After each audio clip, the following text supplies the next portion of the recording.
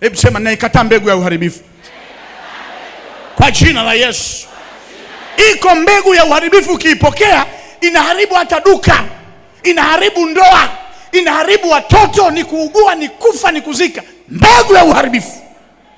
Iko mbegu ya uharibifu ukifungua duka linakufa.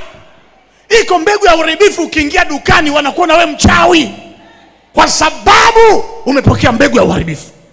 Lakini wewe umezaliwa kwa mbegu isiyofanya nini? Hata maneno haya tu yanaweza kumfanya mtu akaharibikiwa kimaisha, akashtakiwa kesi na akafungwa kosa ambalo hajafanya.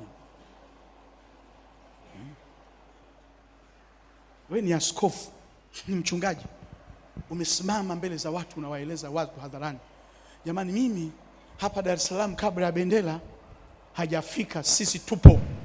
Kanisa lako liko wapi? Halipo. Unatafuta uwanja. Unajiuliza wewe mbegu yako ikoje? Wewe ni mwanamume, una miaka 45. Unakuja kutusikiliza tu, tunakuombea jamani, nainua kufuri, nafunga ujue, nafungua ujue. Mimi hayo mambo ya miujiza na ishara sitaki kuyaamini. Wapo wanayoamini ndio kinatokea. Yaani hivi, kwa nini uinue kufuri? Kwa nini unipe maji ya kunywa ndipo nipone? Kwa nini usiniwekee mkono tu ukasema kwa jina la Yesu pokea uzima?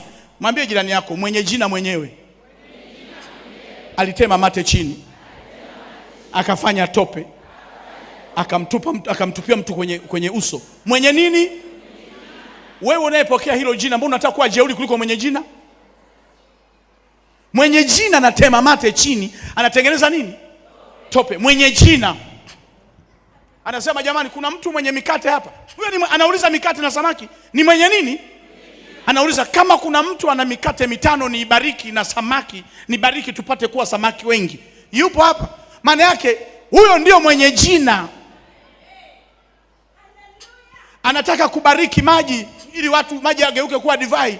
Mwenye jina yeye mwenyewe anajua yeye ndio chemichemi ya maji ya nini? Ya uzima. Anauliza jamani, mnaweza mkatafuta maji huko mje mjaze mabara 6 hapa ya maji. Ni mwenye nini? Afu mimi nikiagiza maji unasema makanisa siku hizi yanaagiza maji. Mwenye jina ameagiza. Mimi niliyechukua jina lake, kwa nini siagize?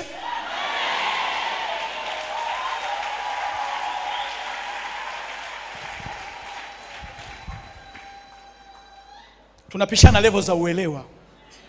Yaani hiki kizazi ukikihubiri injili ya zamani ya kizee, hiki kizazi ni cha Gen Z. Kinataka hata usipokigusa mkono basi ita maji, ajisikia amebarikiwa.